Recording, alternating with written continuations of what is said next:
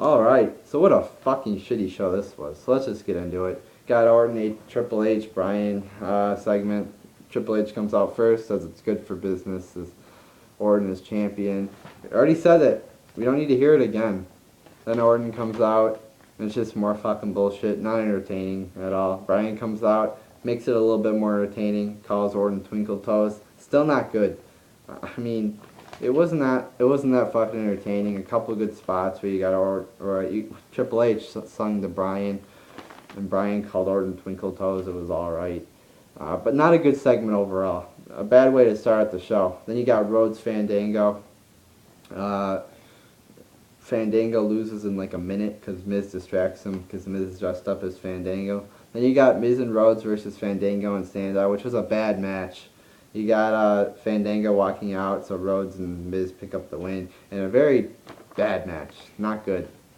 Then you got the Los Matadores fucking commercial. What a fucking terrible gimmick this is.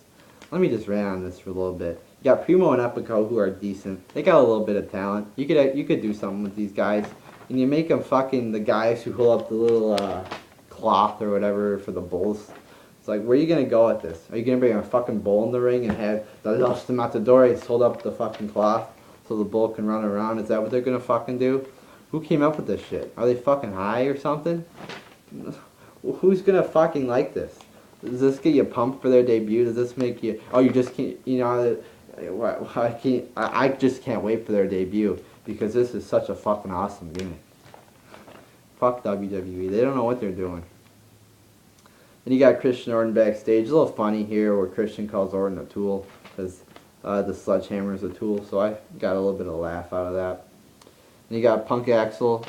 Not a good match. All right at best. I can't even remember how good this match was really. I think it was alright because there's just 3 hours of shit on this fucking card. So it's hard to remember all the details and all the matches. I wrote down here it had a bad ending and it did. Axel was like picking Punk up because he was down or something by his head, and then Punk just hits the GTS out of nowhere. Just a bad ending. Then you get the brawl, which was alright. I mean, it was a PG brawl. Punk got some cuts on his back, which was good.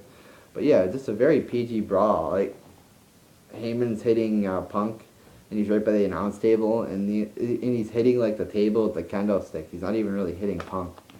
And the chair shots, I mean, to the stomach and to the back. It's like, you just hit him in the fucking head. But no, it's PG, so you can't hit him in the head.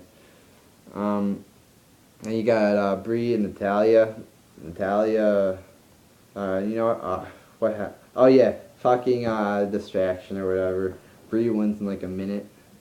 And then AJ comes out. You know the match was, I don't even remember how good the match was. Because it's a fucking Divas match. And it was fucking boring. Probably, if I don't remember about it. Obviously it wasn't entertaining. But this was entertaining. AJ promo, good. Very good. Probably her best promo yet. The crowd was cheering for her. I was cheering for her. Fucking awesome. I mean, she bashes Total Divas, says it's like too much drama, and she didn't really say that, but she was like implying that in her promo that it was too much drama. And amen to that, AJ. A lot of drama in that fucking show. A lot of fucking drama. So yeah, this was a good promo. And you got Del Rio and Van Dam. Alright match here. Not anything special. I mean, it was okay because RVD used his moves, and he has a really good move set. So yeah, this was alright. And then fucking RVD and Ricardo together. What the fuck are they doing with that? Who the fuck made this up? I mean, it's just stupid.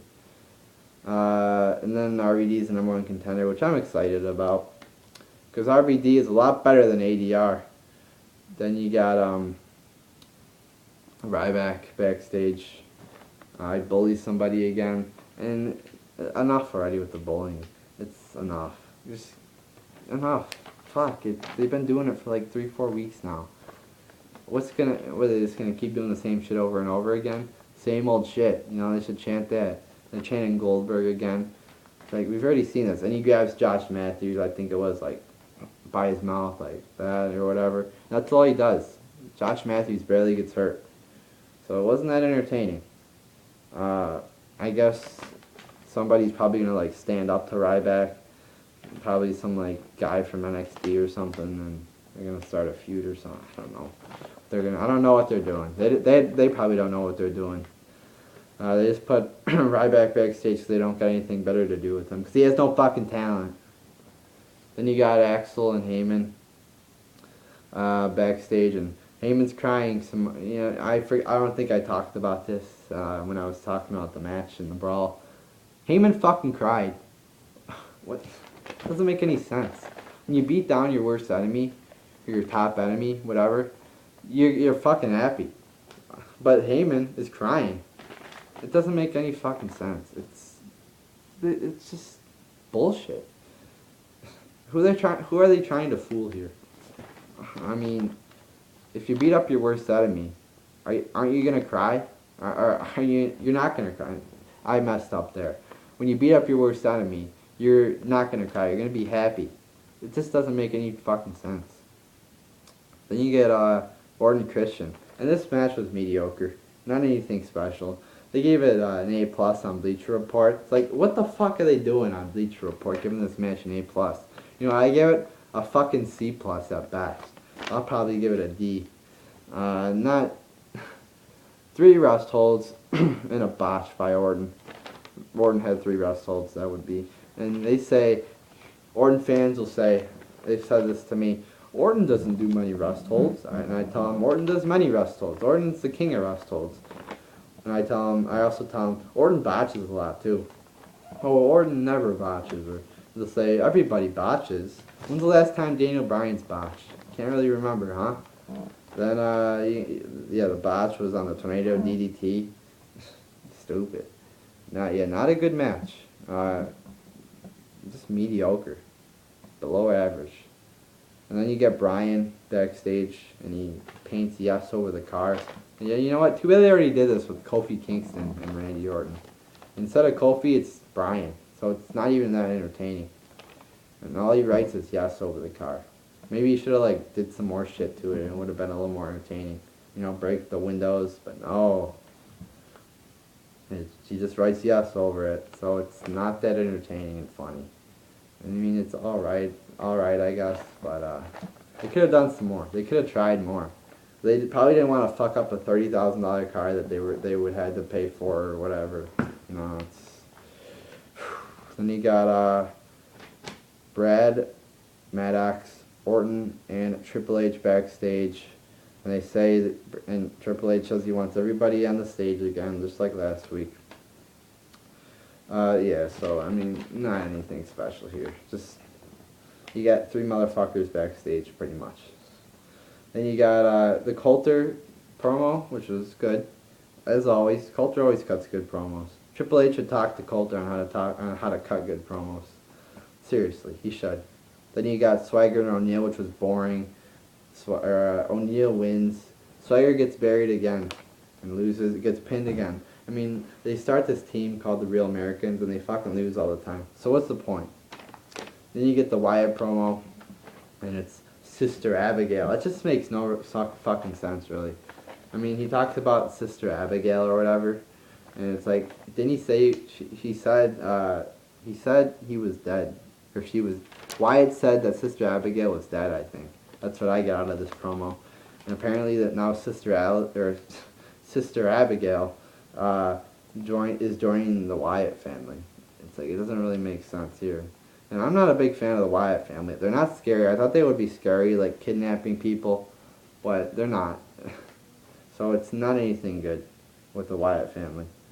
Then you got Punk and the Doctor and Maddox backstage. And holy fucking shit. We're gonna get Punk Punk and Punk versus Heyman and Axel at Night of Champions. What the fuck? Are you serious? Heyman's wrestling on a pay-per-view? Are you fucking kidding me? So, I mean, we just fucking saw this match 1,000 times, Punk versus Axel. But ooh, now it's special because it's Punk, because Heyman's in it now. Because Heyman's such a great wrestler, guys. What the fuck? Then you got Bryan in the gauntlet matches. And what a match between Rollins and Bryan. A really good match there. I mean, they should have gave Bryan and Ambrose some time. But, you know, that would just be too good. That would just be giving us too much good shit to watch. So, no, you can't do that. And then Reigns never really got a match either. And then, what happened? Fucking Orton came out at RKO. Fucking Triple H comes out. And that's the fucking show right there, motherfuckers. Yeah, really bad show tonight. This was fucking bullshit. People on Bleacher Report fucking are saying this show was fucking good. Get the fuck out of here. This show is fucking awful. Alright? And they say, oh, it's a really good time to be a WWE fan right now. Yeah, it's a really good time. You got a motherfucker like Randy Orton on the top of the company who wrestles fucking shitty matches with a bunch of botches and rust holds. But people will say, oh, he's really good. Just because Orton and Christian have had good matches in the past doesn't mean this one right here on Raw is going to be a good match. And people just assume it's going to be a good match. They don't look at the quality of it. So, in their mind, it's just a good match no matter how bad it is. Or good. It's good no matter what. And, yeah, I mean, it wasn't a good match. So, yeah, pretty much a fucking disaster tonight for WWE. Yeah, in Bleacher Report, it's not a good time to be a WWE fan right now. I'll tell you that right now. I'm fucking embarrassed to be a WWE fan right now, I'll tell you the truth. Just bullshit show. Seriously. I mean, if you say this show is good, you have very low standards. That's talking to you, whoever made up that fucking Bleacher Report review. So, terrible show. Not looking forward to the next couple of Raws. Not even looking forward to really Night of Champions. I mean, Orton is in the main event. Get the fuck out of here. Orton fucking sucks. Go watch that match again. Go watch Orton Christian. Whoever the fuck says it's a good match. Go watch that match. Botch on the fucking tornado DDT. 3 fucking rust holds. I'm not lying. 3 rust holds. That's like, you know, they probably took up like 2 or 3 minutes in the match, which is a lot of fucking time. But yeah, you know why they're called rust holds? Because they fucking put me to sleep. And a couple of good spots, but that's it. Maybe like 3 or 4 good spots in like a 15-minute match. That's not going to cut it for me. It's not. Maybe it'll cut it for some other people that fucking like to suck Orton's dick, but it's not going to cut it for me. Gotta have continuous spots. It was slow too. Like, the time in between spots was so bad. So yeah, just a terrible show. I did not enjoy myself. Terrible. Terrible. Tell you, they better get some better shit on this product, or I'm gonna be, you know, I'm gonna continue watching it. You know, I'm gonna continue ranting. But yeah, and to wrap this up, anybody that wants to suggest a topic for me to talk on, just ask me on Twitter. My Twitter is WWE Heel Punk. A lot of people have been telling me to make some bids on certain topics, and I have. So just, yeah, I'm calm now. So yeah, just inbox me on YouTube or say it in the comments, and I'll probably make it. I got nothing really fucking better to do right now. So yeah, there you go. Fucking awful show.